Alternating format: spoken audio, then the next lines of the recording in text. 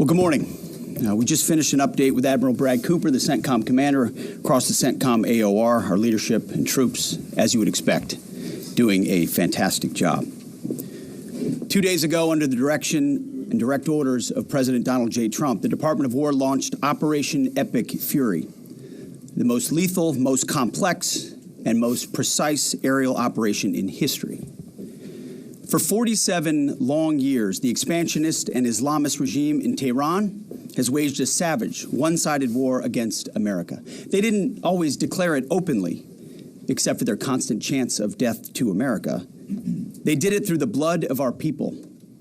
Car bombs in Beirut, rocket attacks on our ships, murders at our embassies, roadside bombs in Iraq and Afghanistan, funded and armed by Iranian Quds Force and IRGC killers. My generation of veterans carry the names of brothers who never came home. Brothers butchered by Iranian-backed roadside bombs and well-armed militias, thousands of our own. We didn't start this war, but under President Trump, we are finishing it. Their war on Americans has become our retribution against their Ayatollah and his death cult. It took the 47th president, a fighter who always puts America first, to finally draw the line after 47 years of Iranian belligerence. He reminded the world, as he has time and time again, being an American means something unbreakable. If you kill Americans, if you threaten Americans anywhere on earth, we will hunt you down without apology and without hesitation, and we will kill you. President Trump has also been very consistent. Crazy regimes like Iran, hell-bent on prophetic Islamist delusions, cannot have nuclear weapons. It's common sense. Many have said it, but it takes guts to actually enforce it, and our president has guts. Iran's stubborn and self-evident nuclear pursuits, their targeting of global shipping lanes, and their swelling arsenal of ballistic missiles and killer drones are no longer tolerable risks. Iran was building powerful missiles and drones to create a conventional shield for their nuclear blackmail ambitions. Let me say that again. A conventional shield for their nuclear blackmail ambitions. Our bases, our people, our allies, all in their crosshairs. Iran had a conventional gun to our head as they tried to lie their way to a nuclear bomb. It almost worked under Obama and his terrible deal, but not under this president. Turns out the regime who chanted death to America and death to Israel was gifted death from America and death from Israel. This is not a so-called regime change war, but the regime sure did change, and the world is better off for it. Today, in their desperation, the enemy is unmasked, as Iranian missiles and drones rain down indiscriminately on the hotels, airports, apartments, and other civilian targets of their neighbors. Cowardly terrorist tactics from a regime that for decades has trafficked in cowardly terrorist tactics, lies, death, and destruction to this day. The Iranian leadership has built nothing except proxies and missiles and drones and deeply buried nuclear factories and facilities. Peaceful nuclear ambitions do not need to be buried underneath mountains. Last June, Operation Midnight Hammer obliterated their nuclear program to rubble. Afterward, we told them plainly, that's it, now make a deal. They arrogantly refused. We said, rebuild it, and we'll stop you again, this time far worse. Well, President Trump, Secretary Rubio, Steve Witkoff, Jared Kushner, they bent over backwards for real diplomacy, offering pathway after pathway to peace. I watched it. I was there. They tried over and over and over again earnest attempts at peace. The former regime had every chance to make a peaceful and sensible deal. But Tehran was not negotiating. They were stalling, buying time to reload their missile stockpiles and restart their nuclear ambitions. Their goal, hold us hostage threatening to strike our forces.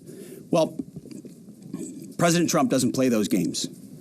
And as Secretary Rubio said after the Maduro raid, if you don't know, now you know.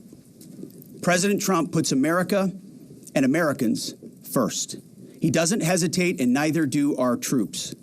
The mission of Operation Epic Fury is laser-focused. Destroy Iranian offensive missiles, destroy Iranian missile production, destroy their navy and other security infrastructure, and they will never have nuclear weapons. We're hitting them surgically, overwhelmingly, and unapologetically. With every passing day, our capabilities get stronger and Iran's get weaker. We set the terms of this war, from start to finish. Our ambitions are not utopian. They are realistic, scoped to our interests and the defense of our people and our allies. Speaking of people, we hope the Iranian people take advantage of this incredible opportunity. President Trump has been clear, now is your time. To Iranian security forces, choose wisely. President Trump has also been clear about your fate in either direction. To the media outlets and political left screaming endless wars, stop. This is not Iraq. This is not endless. I was there for both. Our generation knows better, and so does this president. He called the last 20 years of nation-building wars dumb, and he's right. This is the opposite. This operation is a clear, devastating, decisive mission. Destroy the missile threat, destroy the Navy, no nukes. Israel has clear missions as well, for which we are grateful. Capable partners, as we've said since the beginning, capable partners are good partners. Unlike so many of our traditional allies who wring their hands and clutch their pearls, hemming and hawing about the use of force. America, regardless of what so-called international institutions say, is unleashing the most lethal and precise air power campaign in history. B-2s, fighters, drones, missiles, and of course, classified effects. All on our terms, with maximum authorities. No stupid rules of engagement, no nation-building quagmire, no democracy-building exercise, no politically correct wars. We fight to win, and we don't waste time or lives. As the president warned, an effort of this scope will include casualties. War is hell, and always will be. A grateful nation honors the 4 Americans we have lost thus far and those injured. The absolute best of America. May we prosecute the remainder of this operation in a manner that honors them. No apologies, no hesitation, epic fury for them and the thousands of Americans before them, taken too soon by Iranian radicals. Before I turn it over to General Kane for the operational update, let me speak straight to you, the Joint Force, our warriors on the front lines. This is your moment. This is the generational turning point America has waited for since 1979, and since the rudderless wars of hubris, my generation, our generation, endured. Don't listen to the noise. Just stay focused. Our commander-in-chief is steady at the wheel. We face a determined enemy, but you are better. But we must prove it every single day. History doesn't care if we're tired, if we're scared, or if the fight feels big. It demands warriors who rise anyway. Peace through strength, the warrior ethos, lethality, unity of purpose, those are not slogans. They're the beating heart of what it means to wear the uniform, that uniform.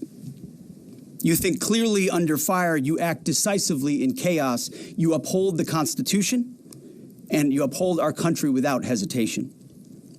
We are not defenders anymore. We are warriors, trained to kill the enemy and break their will. History is watching. Be the force you swore an oath to be, focused, disciplined, lethal, and unbreakable.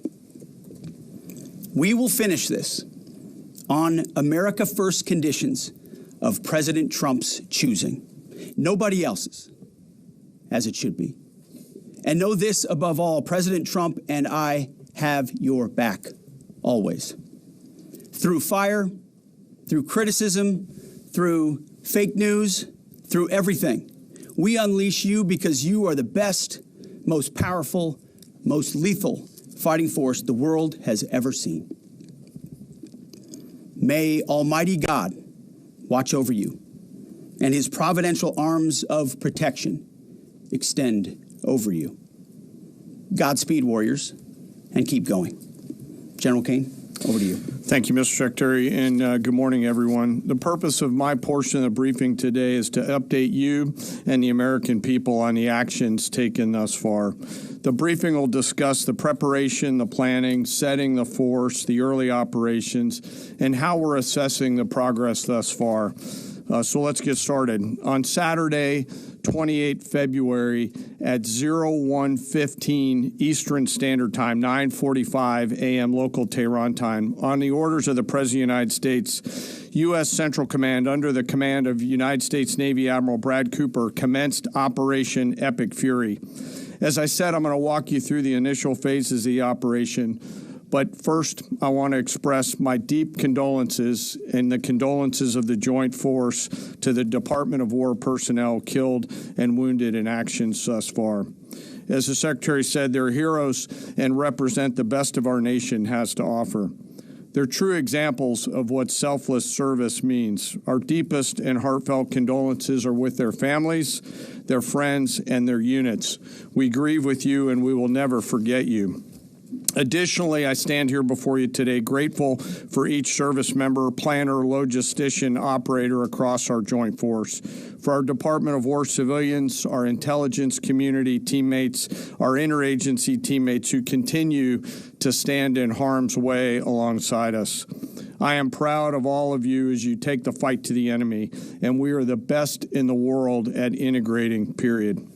I want to extend my personal gratitude to the dedicated commanders and senior enlisted leaders and the enlisted members of the Joint Force who are fighting this fight across the CENTCOM AOR. In addition to Admiral Cooper and Fleet Master Chief Compton, I want to highlight a few today. U.S. Army Central Command Commander Lieutenant General Pat Frank, who, along with his team, are fighting the counter-missile and counter-drone fight. United States Navy Central Command Commander Vice Admiral Kurt Renshaw and his team, who are engaged with the Iranian Navy and projecting American naval combat power from the seas. And United States Air Force Central Command Commander Lieutenant General Derek France and his leadership team, who are crushing Iranian targets from the air. I want to highlight the support to the CENTCOM fight from other combatant commands who are directly involved with this effort, to include U.S. Spacecom, U.S. Cybercom, and U.S. EUCOM. I also want to specifically call out United States Transportation Command and U.S. STRATCOM for their contributions to this fight. We cannot project American combat power at the time and place of our choosing without both. And finally, I want to express how deeply thankful I am for the continued service and sacrifice of the entire Joint Force and their families. Their unwavering commitment and dedication are the cornerstones of this effort. So let me start with a few details.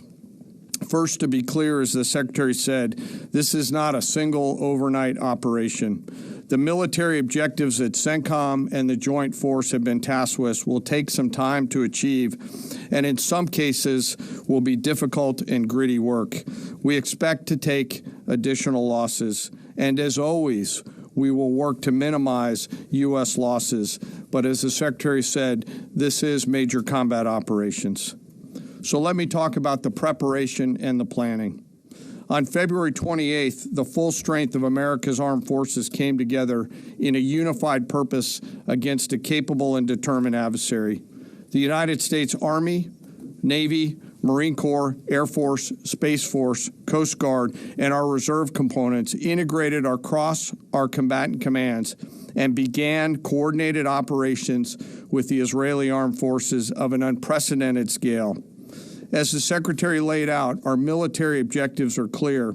Our mission is to protect and defend ourselves and, together with our regional partners, prevent Iran from the ability to project power outside of its borders and be ready for follow-on actions as appropriate. Across every domain, land, air, sea, cyber, the U.S. Joint Force delivered synchronized and layered effects designed to disrupt, degrade, deny, and destroy Iran's ability to conduct and sustain combat operations. On the U.S. side, this marked the culmination of months and, in some cases, years of deliberate planning and refinement against this particular target set. From precision strikes against key military infrastructure to persistent intelligence and targeting integration to the close coordination of the components across vast distances, this operation again demonstrated America's reach, readiness, and professionalism, and that of our joint united force. It was historic not only in the operational scope, but in the level of joint integration displayed across every element of the joint force. And as I said earlier, this work is just beginning and will continue. So now to talk a little bit about setting the force and setting the theater. On the order of the Secretary of War over the last 30 days to reinforce deterrence and provide the President with credible options should action be required, the Joint Force began to systematically reposition assets and personnel across the region. These movements ensured that U.S. forces remained postured, protected, and ready to respond decisively for any emerging threat. This deployment included thousands of service members from all branches, hundreds of advanced fourth and fifth generation fighters, dozens of refueling tankers, the Lincoln and Ford Carrier Strike Group and their embarked air wings, sustained flow of munitions, fuel, supplies, all supported with command and control, intelligence, surveillance, and reconnaissance network. And the flow of forces continues today. In fact, Admiral Cooper will receive additional forces even today. This rapid buildup of forces demonstrated the Joint Forces' ability to adapt and project power at the time and place of our nation's choosing. I want to highlight a couple specific cases for you. The Gerald R. Ford Carrier Strike Group, which many of you know was down in the Western Hemisphere, redeployed across the Atlantic to set the theater. The ship, her crew, their families, and the entire strike group took a deep breath and, as they always do, began planning to conduct combat operations. The integrated Reserve and National Guard forces have continued to demonstrate the value of America's reserve forces, including the Wisconsin Army National Guard operating in Kuwait and Iraq, and Air National Guard units from a variety of states to include Vermont and Virginia. In the case of the Vermont Air National Guard and the 158th Fighter Wing, they were mobilized for Operation Absolute Resolve and then were tasked to take their F-35As across the Atlantic instead of going home to be prepared to support this operation. The same is with our Air National Guard and Air Force Reserve Command tanker and mobility forces, who stepped right out of their civilian jobs to deploy and to protect the region. Lastly, I want to highlight the unsung heroes of warfare, our American logisticians and sustainment force, those who quietly work every day behind the scenes to project and sustain America's combat power. Our leaders from World War II were right when they said professionals do logistics. As regional tensions rose, the Joint Force elevated our force protection measures on the order of the Secretary and repositioned discreetly civilians and non-essential personnel designed to ensure the safety and security of our joint force. By the time operations began, only essential forces remained on our bases and in theater, all ready, capable to respond. So now let me move to H hour. At 3:38 p.m. on Friday, February 27th, the United States Central Command, through the Secretary of War, received the final go order from President Trump. The President directed, and I quote, "Operation Epic Fury is approved. No aborts. Good luck," close quote. In the region, every element of the joint force made their final preparations. Air defense batteries readied themselves, checking their systems to respond to Iranian attacks. Pilots and crews rehearsed their strike packages for the final time. Air crews began loading their final weapons, and 2 carrier strike groups began to move towards their launching points. Across the globe, our operations centers came alive in Tampa, Florida, here at the Pentagon, and of course forward in the Central Command AOR. As always, operational security was paramount as we sought to maintain and sustain the element of surprise. This operation was highly classified so that at H hour, the enemy would see one thing: speed, surprise, and violence of action. The first movers were U.S. Cybercom and U.S. Spacecom, layering non-kinetic effects, disrupting and degrading and blinding Iran's ability to see, communicate, and respond.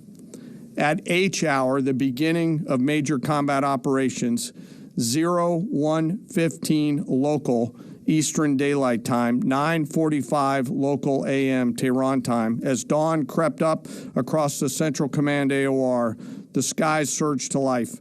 More than 100 aircraft launched from land, sea, fighters, tankers, airborne early warning, electronic attack, bombers from the States, and unmanned platforms, forming a single synchronized wave. This was a daylight strike based on a trigger event conducted by the Israeli Defense Forces, enabled by the U.S. intelligence community. The first shooters at sea were Tomahawks unleashed by the United States Navy, closed in on Iranian naval forces, and began to conduct strikes across the southern flank in Iran. On the ground, forces fired precision standoff weapons, measured, deliberate, precise, and lethal. This was a massive, overwhelming attack across all domains of warfare, striking more than 1,000 targets in the first 24 hours. We are now roughly 57 hours into the operation. In the initial phase, CENTCOM's focus was systematic targeting of Iranians' command and control infrastructure, naval forces, ballistic missile sites, and intelligence infrastructure designed to daze and confuse them. Coordinated space and cyber operations effectively disrupted communications and sensor networks across the area of responsibility, leaving the adversary without the ability to see, coordinate, or respond effectively. The combined impact of these strikes, swift, precise, and overwhelming, has resulted in the establishment of local air superiority. This air superiority will not only enhance the protection of our forces, but also allow them to continue the work over Iran. Over the course of the last 2 days, the Joint Force has launched hundreds of missions from land and sea and delivered tens of thousands of pieces of ordnance. The effort continues to scale. This included American B-2 bombers, which again, similar to Midnight Hammer, flew a 37-hour round-trip sortie from the continental United States, dropping precision, penetrating munitions on Iranian underground facilities across the southern flank and slightly deeper. Additionally, Israel has separately executed hundreds of sorties against hundreds of targets. Beyond Air Force and Navy aircraft strike packages, coordinated salvos of precision standoff weapons from across the region have neutralized hundreds of pre-planned targets. As I mentioned earlier, in support of these kinetic operations, U.S. Cybercom and Spacecom have continuously layered effects to disrupt, disorient, and confuse the enemy. I will note that this operation had several combat firsts, which I'll allow at some point in the future Admiral Cooper to talk about since he owns the AOR. While we've prosecuted a relentless offensive campaign, our defense has been equally important. Across the theater, operations have remained steady and disciplined. Once again, our integrated air and missile defense network is performing exactly as it's intended. U.S. Patriot and THAAD batteries, along with ballistic missile defense-capable Navy destroyers, continue to coordinate and execute intercepts with precision and consistency.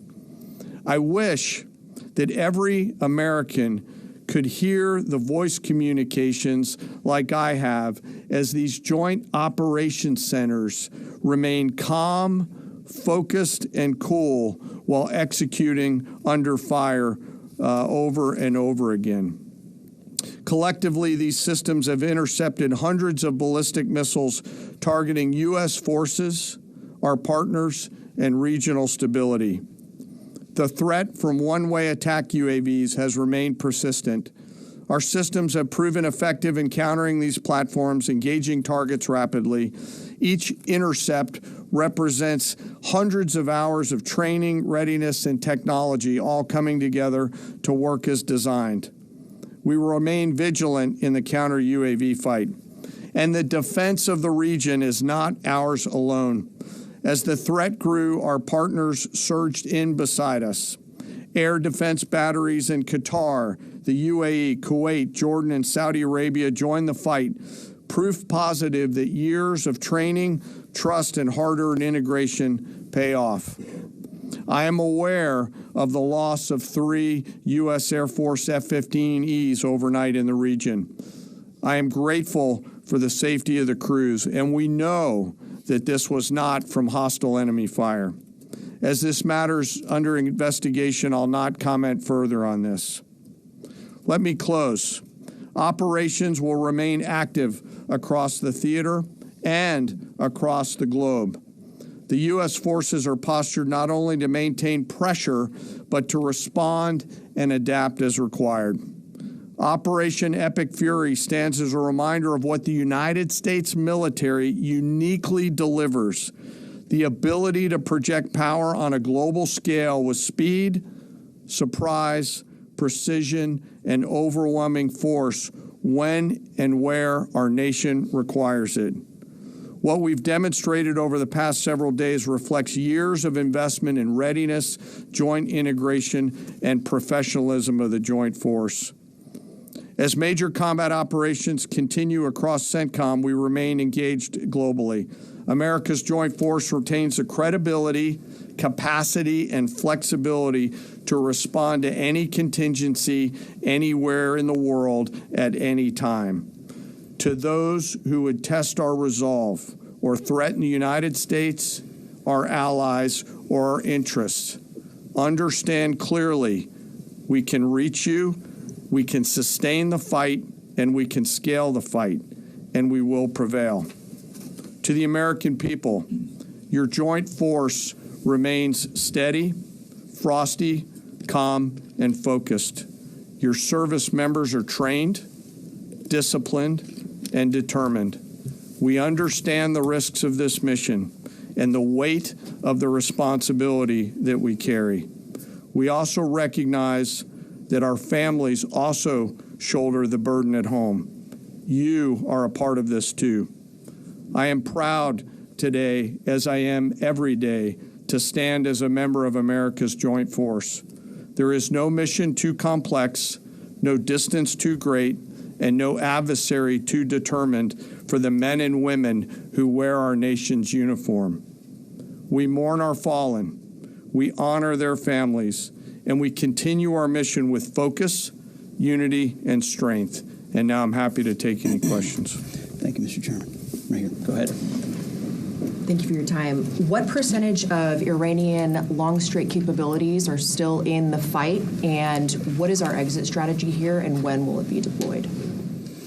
Well, they have long-range strike capabilities, which we are hyper-focused on. The brief we got just this morning, Admiral Cooper knows exactly and precisely what kind of threat matrix he's looking at, the way they might change their techniques, and how we adapt to that.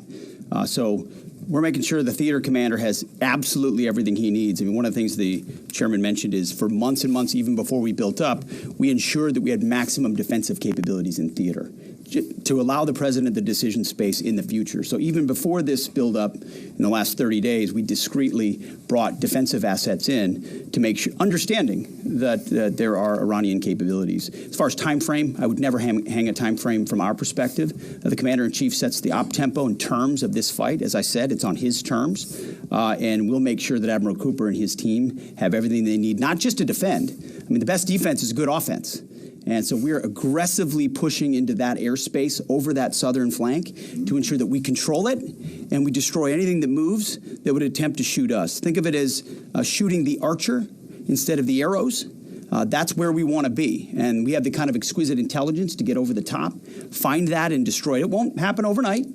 This is a big battle space with a lot of capabilities. That's part of the reason why it's such a threat to us. That's why I talk about conventional umbrella to blackmail nuclear ambitions. They were building up this conventional arsenal in order to ensure that no one would ever block them from their ability to get nuclear weapons. So we're very clear-eyed about the nature of this Iranian threat, and we're going to get after it. I don't know if you have anything to add to that, Mr. Chairman. Thank you for the question. The only thing I'll add is that unlike an operation, a single operation like Midnight Hammer or Absolute Resolve, it'll take some time for us to conduct battle damage assessment, and the targeting cycle that CENTCOM will run will take those things into effect. Admiral Cooper will adjust his plan and fires accordingly to ensure that we're attriting that. He's focused on long-range strike capability coming out of the enemy, and that's a key and essential part of it. Of the capabilities that still exist from the enemy front? Yeah, that's what I mean when I say we're still doing BDA. Normally we'd be able to see a singular thing and we'd assess pretty quickly. He's doing offense and assessment simultaneously, so it'll take longer for us to assess than it would in a single operation. Secretary Hegsitt, thank you. Reagan Reese with the Daily Caller. Two questions for you. The president said yesterday in his video message that we will leave Iran when we complete all of our objectives. What are our objectives? And can you share more information on how the soldiers who were killed were killed? Well, I laid out the objectives, as did the chairman. They're completely nested. I mean, Iran has an ability to project power against us and our allies in ways that we can't tolerate. So whether that's ballistic missiles and drones, so offensive capabilities, effectively their Navy, which would attempt to set other terms and impose different costs, drone capabilities, which we laid out there. And ultimately, though, this tying it back to Midnight Hammer, the president has been willing to make a deal. You can't have a nuclear bomb. Radical Islamists can't have a nuclear bomb that they wield against the world. He gave them every single opportunity. Then we precisely took it away. And even then, after that, they didn't have that. They didn't come to the table with a willingness to give it away. So ultimately, those nuclear ambitions, which never ceased, are something that had to be addressed as well. So that's a discrete sense of what's being addressed here to ensure that they can't use that conventional umbrella to continue a pursuit of nuclear ambitions. And then, as it pertains to the U.S. casualties, that particular incident was, you have air defenses and the lot's coming in and you hit most of it, and we absolutely do. We have incredible air defenders. Every once in a while you might have one, unfortunately we call it a squirter that makes its way through, and in that particular case it happened to hit a tactical operations center that was fortified, but these are powerful weapons.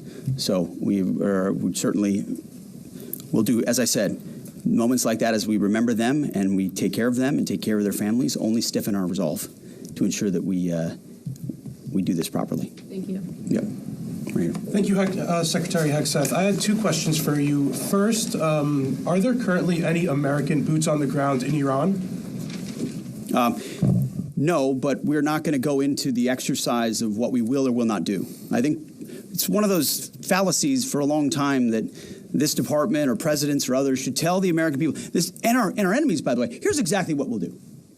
Here's exactly how long we'll go. Here's exactly how far we'll go. Here's what we're willing to do and not do. It's foolishness. And so President Trump ensures that our enemies understand we'll go as far as we need to go to advance American interests. But we're not dumb about it. You don't have to roll 200,000 people in there and stay for 20 years. We've proven that you can achieve objectives that advance American interests without being foolish about it. Now, will we be bold about it? Are we willing to be decisive about it? Do we put months and months of planning into what kind of effects we want to achieve? Absolutely. But going forward, why in the world would we tell you, the enemy, anybody, what we will or will not do in pursuit of an objective? We fight to win. We fight to achieve the objectives the President of the United States has laid out, and we will do so unapologetically. Thank you. Is there any significance to Israel carrying out this strike to kill the Ayatollah? And I wanted to know, what was your immediate reaction to finding out about his killing? I think Israel did a great job in the conduct of that operation. President Trump put a 4-week timeline on it. Are you Please. saying that's wrong? Yeah, thank you. You mentioned during the briefing, General Kane, that there would be additional troops sent to the region. Could you say how many troops currently are involved in this operation and how many additional troops are planned to go in this next phase? I don't want to talk specifics because that would tip the enemy off. We have more tactical aviation flowing into theater just based on the time it took to get it out there. I think we're just about where we want to be in terms of total combat capacity and total combat power for Admiral Cooper. One of the things, though, that a commander, he'll consistently assess the trajectory of the campaign. Is he on or off trajectory? And then make an ask of the joint force, which will then develop options for consideration by the Secretary and the President to either increase or in some cases decrease the amount of combat capability that we have over there. I heard the question about 4 weeks. It's the typical NBC sort of gotcha type question. President Trump has all the latitude in the world to talk about how long it may or may not take. 4 weeks, 2 weeks, 6 weeks. It could move up. It could move back. We're going to execute at his command the objectives we've set out to achieve. And what he has shown an ability to do that other presidents can't quite seem to have the aperture to do, well, I mean, Joe Biden didn't even know what he was doing, is to look for opportunities and off-ramps and escalations for the United States that creates new opportunities to execute what we need on our own timeline. So you can play games about 4 weeks, 5 weeks. He has all the latitude, and I'm glad he does, because there's no better communicator than our president expressing those things. To the Daily Mail. I've been in meetings with the president for the last 2.5 days. We know exactly where his headspace is, and he will communicate as he should exactly what he would like, and we will follow those orders. And I think everything he said on that is right down the middle. Chairman, did you have absolutely? evidence Yes, right there. Yes, sir. Thank you. Thank you very much, Secretary. I left my hometown of Sakis in Iranian Kurdistan in 1996.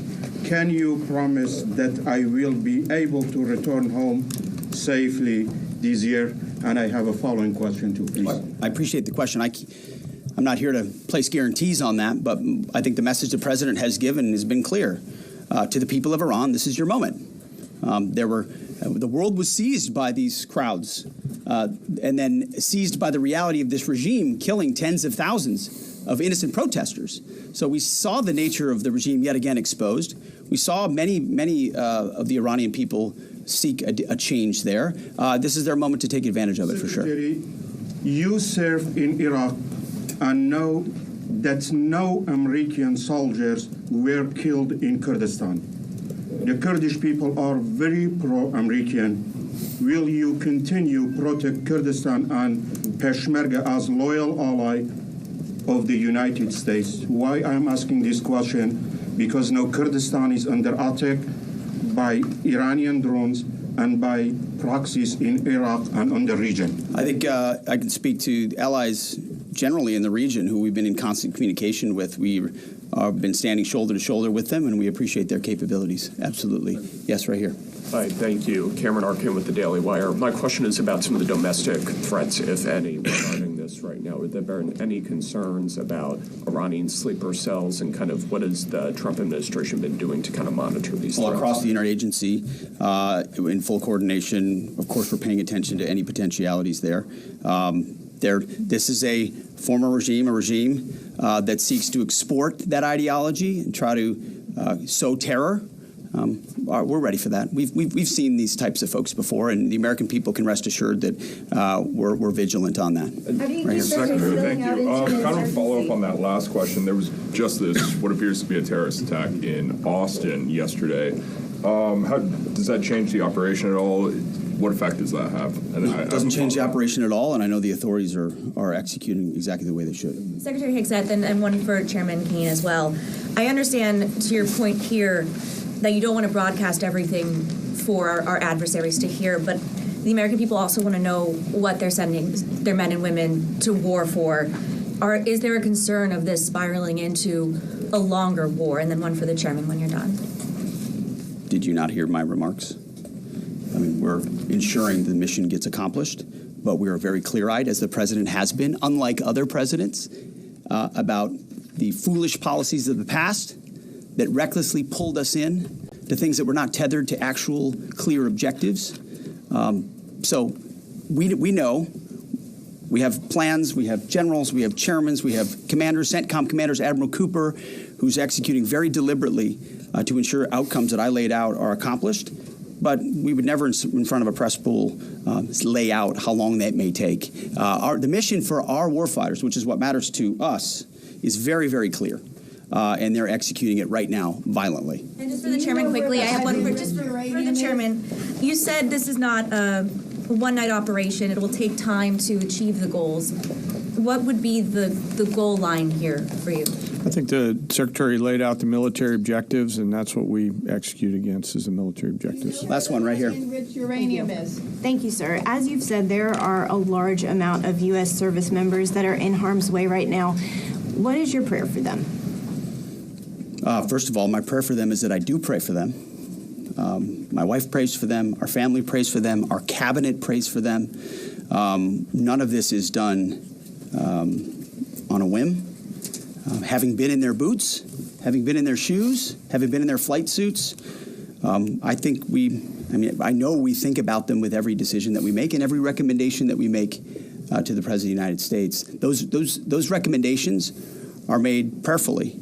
And when I pray every day for them and for this mission, I pray simply for the biblical wisdom to see what is right and the courage to do it. It's going to take courage to follow through on this. There's going to be a lot of noise, and we pray for that, and we hope all of you do as well. Thank you very much. Appreciate it. Thank you. Mr. Chairman, going to strike first.